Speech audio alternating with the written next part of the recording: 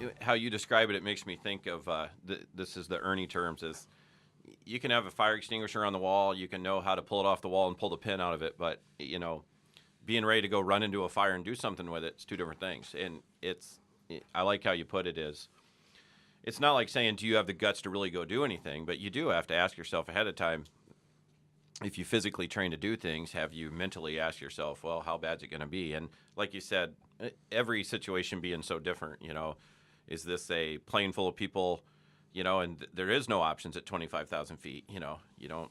Yeah, there's a couple and they're all bad. Yeah, you're right. So I'm going to jump on the fire extinguisher. Do it.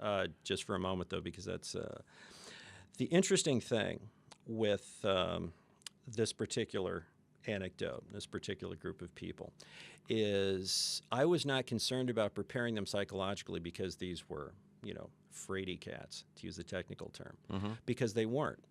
They would, when they went through their initial block of training and they would go through refresher training every year, their emergency procedures training, very scary. They're popping the slide, they're evacuating, they're dealing with simulated smoke. A fire at altitude will kill you just as dead as any bad guy can. So the interesting thing is that it wasn't a circumstance where these people were afraid and would shut down because they had never contemplated mortality at high altitudes. It's that fires, mechanical problems are far different in how they play out and in the way that we sort of process and store them as an occurrence than somebody screaming at you that they're going to kill you and they've just sliced the throat of your coworker. Yeah. Because a fire is what? It's impersonal. Sure. We all understand that fires happen. It's not the fire's fault. It's the fire's job to try to kill you. It's just business. But when it's coming from another human, we deal with that in a completely different way. People start wasting their time on why would they do that? What's their end goal? Are they motivated because they hate me? Because, can I talk my way out of it? All of those things. And it's because of the unique nature of interpersonal violence and the way that we sort of experience it, because it feels personal. Sure. And it's not. You're just the infidel that happened to be there. It's more proximity than anything else oftentimes. No, that's an awesome way to put it. I like it. I think one of my other questions I was telling myself, why is mindset important? But you kind of just you basically just elaborated on that. It's a bunch of physical skills isn't any good without mindset. But let me hear your professional answer for me. Well, very simply, and this is regardless of the field of endeavor, because I've been fortunate enough to work with, I started in the tactical realm because I was a product of that environment and I was teaching, fellow tacticians.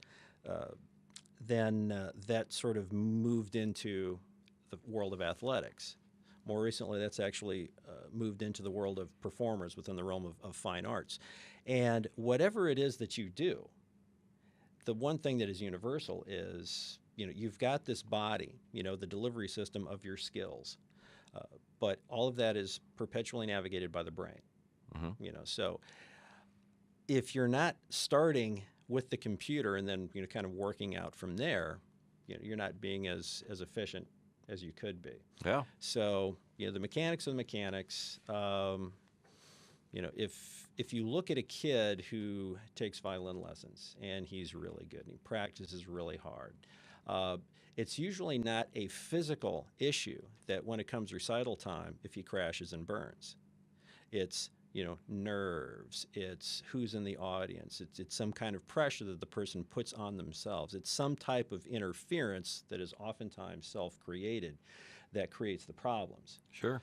When we're dealing with violence, we're creating a lot of our own background noise.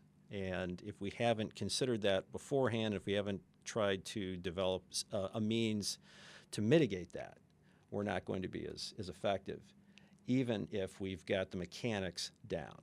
Yeah, well put.